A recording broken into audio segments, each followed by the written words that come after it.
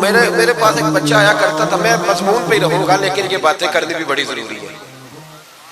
بچہ آیا تو کہنے لگا جی وہ میرے حضرت صاحب کی یہ کرامت ہے، تو میرے اکثر آتا تھا تو پیر صاحب کی کرامتیں۔ ایک دن کو غلطی سے طلاق کا اس کے گھر میں جھگڑا ہو گیا، تو میرے پاس آیا کہنے لگا مولانا طلاق دے بیٹھا ہوں۔ تو میں کہا پیر صاحب نے پوچھنا سی مسئلہ، پیر صاحب سے پوچھنا تھا۔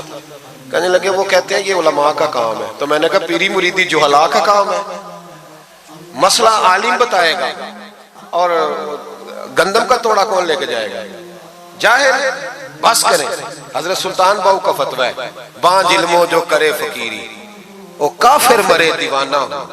بس کریں، سنجیدہ لوگ بنے آپ بڑے سنجیدہ لوگ اس لیے آپ سے آگے نکل گئے کہ سنجیدگی اختیار کی۔ تو میری بات پہ توجہ کرنا، اعلیٰ حضرت فاضل بریلوی رحمت اللہ علیہ کے زمانے میں لوگوں نے کہا کش سے شکل ہے جی، وہ کیا ہے؟ زمین چیزوں کو اپنی طرف کھینچتی ہے۔ یہ نظریہ کب بنا؟ ایک سائنسدان نہ بیٹھا تھا درخت کے نیچے، تو اس نے دیکھا کہ سیب گرا ہے تو وہ بھی زمین پہ آیا ہے، امرود ٹوٹا ہے تو وہ بھی زمین پہ آیا ہے، انار ٹوٹا ہے تو وہ بھی زمین پہ آیا ہے۔ تو کہنے لگا زمین میں کشش ہے، ہر شے کو کھینچتی ہے، اور کش شکل کا نظریہ بن گیا۔ اعلیٰ حضرت رحمت اللہ علیہ تک جب بات پہنچی تو آپ فرمانے لگے سائنسدان پاگل ہو گئے، سائنسدانوں کی جو اچھی بات ہوگی وہ مانی جائے گی، لیکن جو بات درست نہیں ہوگی وہ تسلیم نہیں کی جائے گی۔ آپ فرمانے لگے یہ کیا بات ہوئی کہ آدھا کلو کا سیب تو زمین نے کھینچ لیا، امرود بھی کھینچ لیا، انار بھی کھینچ لیا، اور غبارے میں 1.5 چھٹانک ہوا بھر دیا، وہ زمین سے کھینچا نہیں گیا، وہ اوپر اڑ گیا ہے۔ فرمانے لگے یہ کیسا کش سے شکل ہے؟ 1.5 چھٹانک ہوا ہوتی ہے نا غبارے میں، وہ زمین سے کھینچا۔ اعلیٰ حضرت فرمانے لگے اصل کش سے شکل نہیں، اصل بات یہ ہے کہ ہر چیز اپنی اصل کی طرف لوٹ جاتی ہے، ہر چیز اپنی اصل کی طرف۔ فرمانے لگے ہوا کی اصل اوپر ہے تو غبارہ اسے اوپر لے گیا، انار سیب امرود زمین سے پیدا ہوئے تھے تو واپس زمین پہ آ گئے، واپس۔ آج بھی ڈاکٹروں نے بڑا پریشان کیا ہوا ہے، ہم لوگ جاتے ہیں سنا کے آ جاتے ہیں، علم نہیں نہ ہوتا۔ اللہ کرے ہم اعلیٰ حضرت کو پڑھنے والے بھائی ہمیں سمجھ آئے ہمارے بزرگ ہمارا تحفظ کہاں کا۔ ڈاکٹر کے پاس جائیں، ڈاکٹر صاحب بچہ بیمار ہے، تو ڈاکٹر صاحب کہتے ہیں کسی کو کھانسی تو نہیں گھر میں، کسی کو نزلہ تو نہیں، پہلے تو نہیں کسی کو بخار، تو پورا انٹرویو دے لیتے ہیں بھائی اس کی کیا وجہ دی، اگر ہو تو پھر کہنے لگے اگر کسی کو بخار ہو تو پھر بچے کو بھی ہو جاتا ہے، کسی کو کھانسی ہو تو بچے کو بھی۔ سمجھ آ رہی ہے؟ کہتے ہیں نا ڈاکٹر اس طرح سے، یہ بیماری کسی اور کو تو نہیں فیملی میں۔ تو میں نے کہا ڈاکٹر صاحب آپ کیا بات کر رہے ہیں؟ نبی پاک صلی اللہ علیہ وسلم نے فرمایا ہے کہ بیماری متعدی نہیں ہوتی، ایک سے دوسرے کو نہیں لگتی، بیماری ایک سے دوسرے کو، یہ صحیح بخاری میں موجود ہے۔ نبی پاک صلی اللہ علیہ وسلم سے ایک شخص نے کہا حضور میرے اونٹ کو خارش پڑ گئی، اور وہ جو اونٹ کھڑا ہے اس کی وجہ سے پڑ گئی ہے۔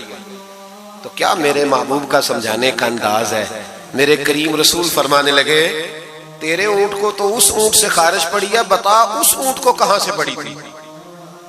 تیرے اونٹ کو تو وہاں سے پڑی، کیسا انداز ہے، اس کو کہاں سے پڑی؟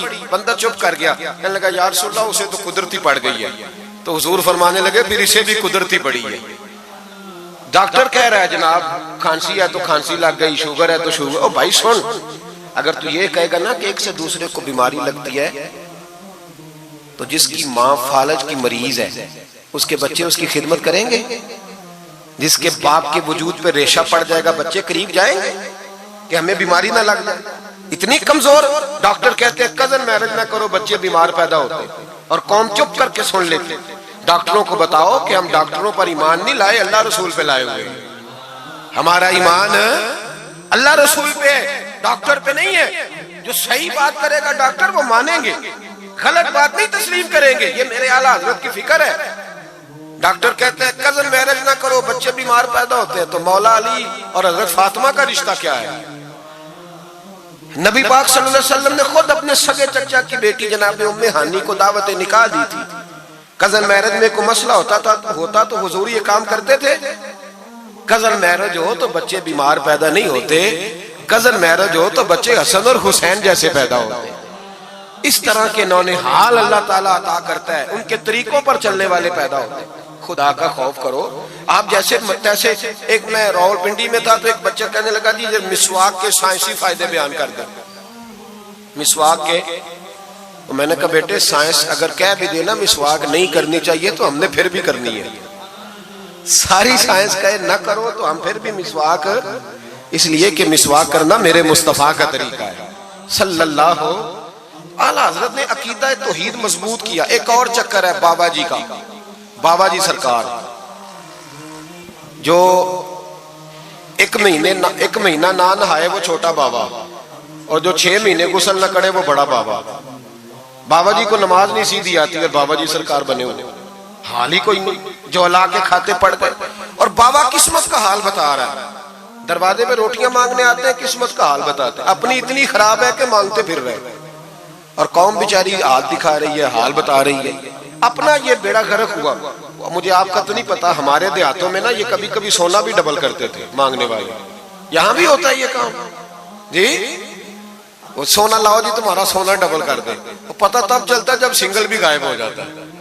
باووں کے لگ گئے, پھوکوں پہ لگ گئی. مجھے ایک شخص کرامت سنانے لگا, کہنے لگا میرے حضرت صاحب کے پاس لوگ دور دور سے دم کرانے آتے ہیں. اور میں نے کہا دم کرانا جائز ہے, تویز دینا جائز ہے, لیکن میں نے کسی حدیث میں نہیں پڑھا کہ کوئی بندہ یمن سے حضور کے پاس دم کرانے آیا ہے, مصر سے دم کرانے آیا ہے. دم کرانا بالکل درست ہے, ہم خود کرتے کراتے ہیں, لیکن یہ اصل دین نہیں. نبی پاک کے پاس نہ کوئی شام سے تویز لینے آیا نہ دم کرانے آیا. رسول پاک کے پاس تو جو بھی آیا کرتا تھا نبی پاک کا دین ہی سیکھنے آتا تھا. تو دین کی بات کر, دم درود کی نہ سنا, یہ تو ضمنی بات ہے, یہ تو ذیلی بات ہے. اعلیٰ حضرت دروازے پہ کھڑے تھے, ایک بابا مانگنے والا آ گیا. اعلیٰ حضرت سے کہنے لگا 10 روپے دو ورنہ آپ کا مکان الٹ دوں گا. یہ نفسیاتی قبضہ کر لیتے ہیں. تو ماں بھی بڑیری کہتی ہے دے دو کہیں واقعی نہ الٹ دے. اعلیٰ حضرت نے یہ عقیدہ نہیں ہمیں سکھایا کہ ہم رسیوں سے ڈرتے پھریں. اتنا کمزور ایمان, لوگ اپنے سائے سے ڈرنے لگ گئے. بابا جی کہہ گئے, اور چھوڑ بابا جی کے منہ سے کون سا قرآن حدیث نکل گئی, بس کر دے. کس چکر میں قوم کو ڈال دیا. اعلیٰ حضرت رحمت اللہ علیہ دروازے پہ کھڑے, فکر رضا سے مینار ہے نا, تو سنو پھر فکر رضا کیا ہے. سنو پھر یہ رضا کے نیزے کی مار ہے کہ عدو کے سینے میں غار ہے, کسے چارہ جوئی کا وار ہے کہ یہ وار وار سے پار ہے. اعلیٰ حضرت رحمت اللہ علیہ دروازے پہ کھڑے تھے. بابا جی آ گئے, کہنے لگے 10 روپے دو. 10 روپے کا معنی اس زمانے میں یہی تھا جو آج 10,000 کا معنی ہے. 10,000 مانگ لیا. کہنے لگا 2 نہیں تو مکان الٹ دوں گا. اعلیٰ حضرت فرمانے لگے تو 10 کے 20 مانگ, میں دینے کو تیار ہوں, پر مکان الٹنے والی بات غیر شرعی ہے, یہ واپس لے لے. شریعت تجھے یہ کہنے کی اجازت, میری باتوں کی سمجھ آ رہی ہے آپ حضرات کو؟ وہ کہنے لگا نہیں میں نے الٹ دینا ہے. اعلیٰ حضرت کی والدہ بوڑھی عورت اندر سے بولی, کہنے لگی احمد رضا دے دو, فقیروں سے نہیں الجھتے. تو اعلیٰ حضرت فرمانے لگے اماں جو سچا فقیر ہو میں تو اس کے قدموں میں بیٹھنے کو تیار ہوں, پیر چومنے کو تیار. ہم تو نسبتوں پہ مر مٹنے والے لوگ, لیکن بات وہ کرے جو رسول اللہ کی شریعت اجازت دیتی ہے. جس کی اجازت نہیں دیتی ہم وہ بات کرنے کی اسے اجازت نہیں دیں گے. اس نے کہا جی میں نے الٹ دینا ہے. اتنی بات ہوئی تو اعلیٰ حضرت کے جو شہزادے تھے نا چھوٹے, مفتی اعظم ہند مولانا مصطفیٰ رضا خان صاحب, وہ مکان کی دوسری چھت پر, ڈبل سٹوری مکان تھا تو اوپر والی چھت پہ کھیل رہے تھے.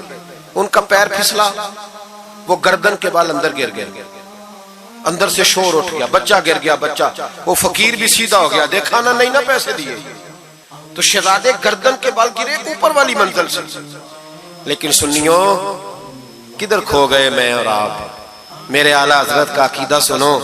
فاضل بریلوی اندر نہیں گئے, حالانکہ حضور علیہ السلام کا فرمان موجود ہے کہ اولاد آدمی کو بزدل کر دیتی ہے, اولاد کے ہاتھوں بندہ کمزور ہو جاتا ہے. اندر نہیں گئے, وہیں کھڑے رہ کے کہنے لگے اماں میرا ایک بیٹا ہے, میرا 1000 بھی ہو تو میں سارا نبی پاک کی شریعت پہ قربان کر دوں گا, لیکن کسی باوے کی میں غلط بات ماننے کو تیار ہے. اعلیٰ حضرت کی زبان سے یہ لفظ نکلے تو صاحبزادے اٹھ کے دوڑے آئے, کہنے لگے ابا جی ذرا ادھر تو دیکھیں, میں دوسری منزل سے گرا ہوں پر مجھے خراش بھی کوئی نہیں آئی, مجھے خراش بھی کوئی نہیں آئی. دیکھیں میرے کپڑوں کو مٹی بھی نہیں لگی. آپ کے 2-3 مرید کھڑے تھے, کہنے لگے حضور یہ آپ کی کرامت ہے.